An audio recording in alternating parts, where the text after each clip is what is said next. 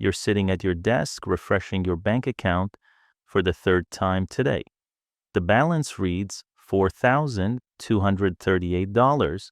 You've been saving aggressively for 18 months, cutting expenses, skipping trips, saying no to everything, and somehow you're still not even halfway to your first $100,000. Meanwhile, your Instagram feed is a highlight reel of people who seem to have it all figured out. New cars, beach vacations, designer clothes, fancy dinners, and here you are eating meal prep for the sixth day in a row, watching your savings crawl forward at the speed of continental drift. You're starting to wonder if this whole wealth building thing is actually worth it.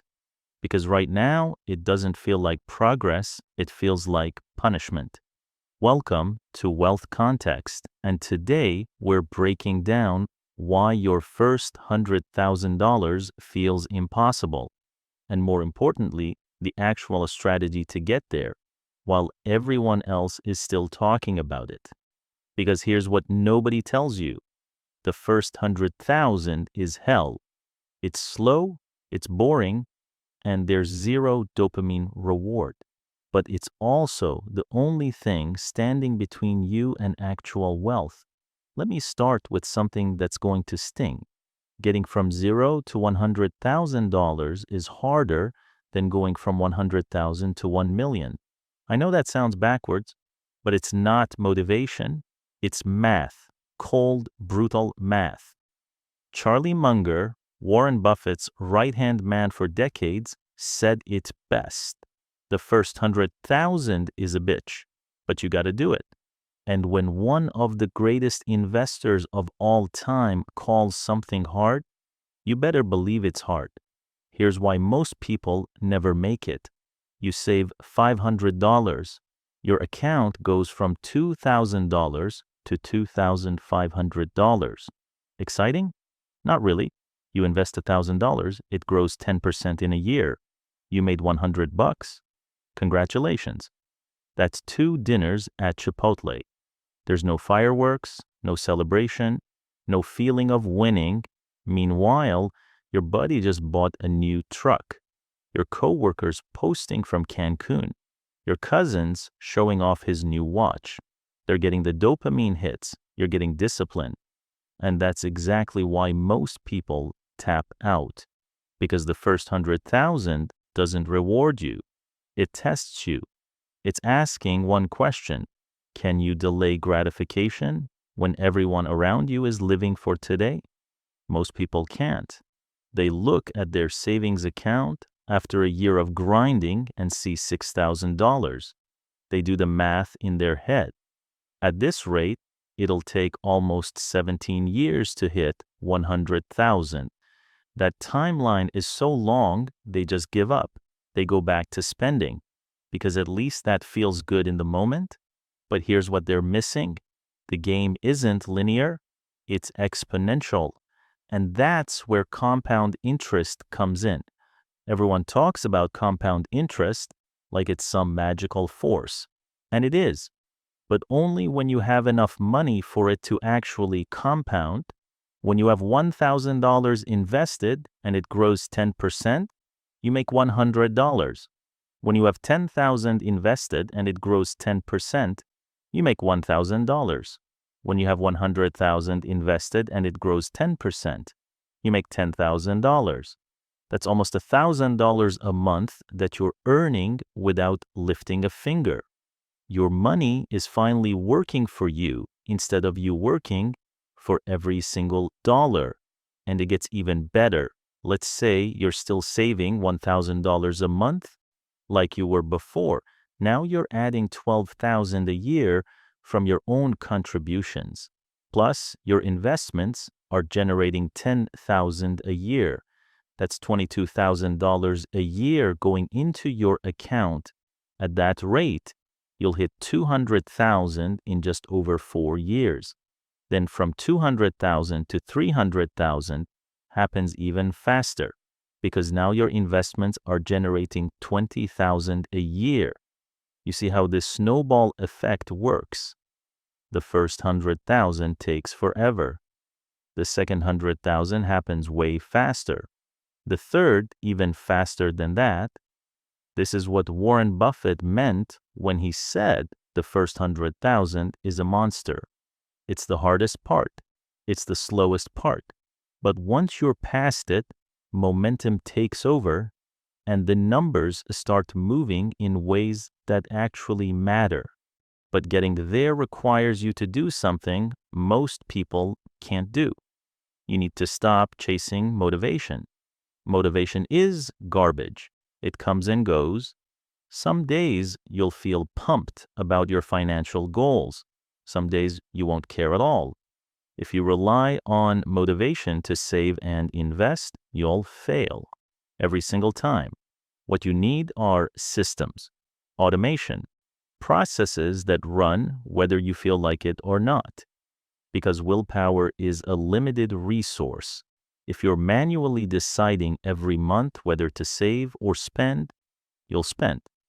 Your brain will find a reason. You'll tell yourself you deserve it. You worked hard this month. You'll save more next month. But next month never comes. So here's what you do instead. You set up automatic transfers from your checking account to your savings account the day your paycheck hits. Set up automatic investments into your brokerage account. You make it so you never even see that money. You treat your savings like a bill that has to be paid, non-negotiable. This is the difference between people who actually build wealth and people who just think about it. Now let's talk about the income trap. When you're starting out, you're probably earning a relatively low income. Maybe you're fresh out of college. Maybe you're working an entry-level job. Maybe you're just trying to get your career off the ground. The problem is, when your income is low, it's really hard to save significant amounts of money. Let's say you're making $45,000 a year. After taxes, you're taking home about $33,000. Your rent is $12,000 a year. Food is $6,000. Your car payment and insurance is another $5,000. Utilities and phone is $3,000. Student loans are $4,000. That's $30,000 right there. You've got $3,000 left for the entire year. That's $250 a month. At that rate, it's going to take you 33 years to hit $100,000. And that's assuming nothing goes wrong. No car repairs, no medical bills, no emergency expenses. The timeline is just too long. So here's the hard truth. You can't save your way to 100,000 on a low income. You have to earn your way there. This is the biggest lever you have. Increasing your income. If you can go from making 45,000 to 60,000 to 80,000, you can dramatically cut down that timeline. So how do you increase your income? The first way is to become extremely valuable in your current job. Learn new skills, take on more responsibility, deliver exceptional results, then ask for raises and promotions. Don't wait for them to come to you. Most people are way too passive about their careers. They just show up, do their job, and hope someone notices. That's not how it works. You need to advocate for yourself. The second way is to switch jobs. This is actually one of the fastest ways to get a significant pay increase. Studies show that people who switch jobs every 2 to 3 years earn significantly more over their lifetime than people who stay at the same company. Your current employer has anchored your salary to what you were making when you started. A new employer doesn't have that anchor. They're paying for the value you bring today. The third way is to develop a side income. This could be freelancing, consulting, starting a small business, creating digital products, whatever makes sense for your skills. The beauty of side income is that it's money on top of your regular salary, and you can put 100% of it toward your savings goal. If you can make an extra $1,000 or $2,000 a month from a side hustle, that can literally cut years off your timeline to 100,000. Now let's talk about the thing that kills most people's progress: lifestyle inflation. This is sneaky because it creeps up on you. You start your career making 40,000 a year. 5 years later, you're making 70,000. That's a huge increase, right? A 75% raise. But somehow, you're not saving any more money than you were 5 years ago. Why? Because your spending increased right along with your income.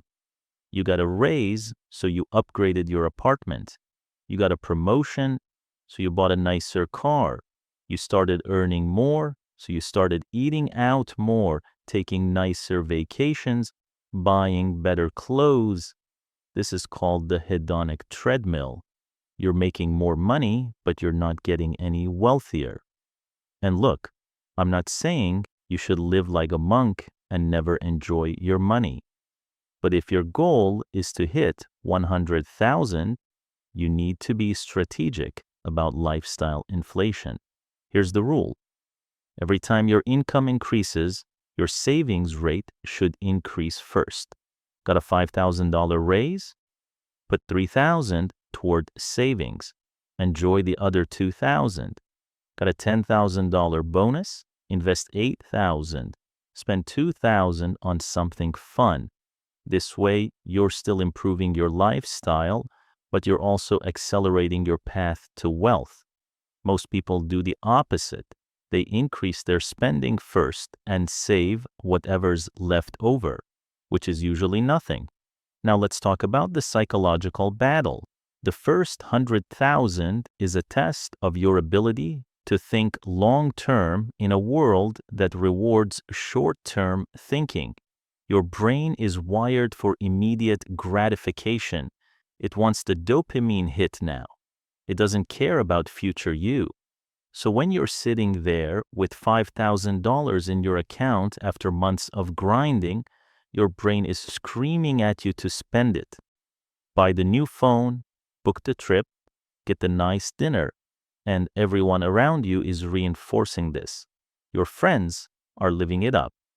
Social media is showing you highlight reels of people enjoying life.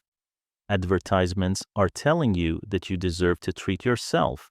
It takes real mental strength to say no to all of that, to keep your head down and keep stacking. This is why most people don't make it. Not because they don't understand the math, but because they can't handle the psychological pressure. They crack, they tell themselves they'll start again next month.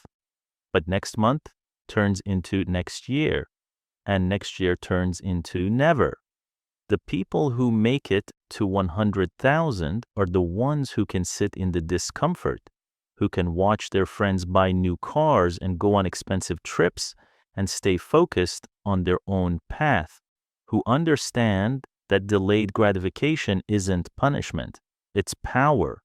Because here's what happens after you hit 100,000. Everything changes. Your confidence changes because you prove to yourself that you can do hard things. Your options change because you have a financial cushion that gives you freedom. Your trajectory changes because compound interest finally starts pulling real weight. That 100,000 becomes 200,000, then 500,000, then 1,000,000. And it happens faster than you ever thought possible. But you have to get through the hell first. The boring, slow, unglamorous grind of the first 100,000. No shortcuts, no hacks, just systems, discipline, and time. So here's what you do starting today. First, automate everything. Set up automatic transfers to savings. Set up automatic investments. Remove the decision making. Second, focus obsessively on increasing your income. Become more valuable. Switch jobs if you need to. Start a side hustle. Third, control lifestyle inflation. When your income goes up, your savings rate goes up first. Fourth, stop comparing yourself to people on social media. Their highlight reel isn't reality. Most of them are broke. Fifth, give yourself a timeline, not to hit 100,000, but to check in on your progress. Every 6 months, look at your net worth. Celebrate the progress. Adjust the strategy if needed. And sixth, remember why you're doing this. You're not saving for the sake of saving. You're buying freedom, options, security. You're proving to yourself that you can delay gratification, that you can think long term, that you can win a game most people don't even know they're playing. The first 100,000 is hell. No dopamine, no fireworks, just boring discipline. But after that, compound interest starts pulling more weight than you do. The first 100,000 is hell. The next 100,000 is momentum. And that's when the game finally changes. So what did we learn today? We learned that wealth isn't built by people who chase feelings. It's built by people who build systems. We learned that the first 100,000 doesn't reward you with excitement. It rewards you with proof that you're capable of doing what most people can't. We learned that compound interest is real, but it only works when you have enough money for it to compound. We learned that your income is your biggest lever and lifestyle inflation is your biggest enemy. And most importantly, we learned that the path to wealth isn't sexy. It's not about finding the perfect stock or the next crypto coin or some secret investment strategy. It's about automation, discipline, and time. It's about being willing to look boring while everyone else looks successful. It's about understanding that real wealth is built in the dark, in the months and years when nobody's watching, when there's no applause, no validation, no likes or comments, just you and your spreadsheet. The first 100,000 is the price of admission to the game of wealth. It's not glamorous, but it's necessary. And once you pay it, you're in. The rules change. The math changes. Your life changes. So stop waiting for motivation. Stop looking for shortcuts. Stop comparing your chapter 1 to someone else's chapter 20. Build your systems. Increase your income. Control your spending. Give it time. The first 100,000 is hell. But on the other side of that, hell is freedom. And freedom is worth every boring month of discipline it takes to get there. If this video helped you understand why the first 100,000 is so critical and how to actually get there, hit that like button. It tells me you want more content like this. Subscribe to Wealth Context if you're serious about building real wealth. No fluff, no get-rich-quick schemes. Just the math and the strategies that actually work. Drop a comment below and tell me where you are on your journey to 100,000. Are you just starting? Halfway there? Already past it and building your second 100? I read every single comment, and if you know someone who's struggling to save, who's feeling stuck, who needs to hear this, share this video with them. Sometimes the best thing you can do for someone is show them that the path exists. That's it for today. Keep stacking, stay disciplined, and I'll see you in the next one.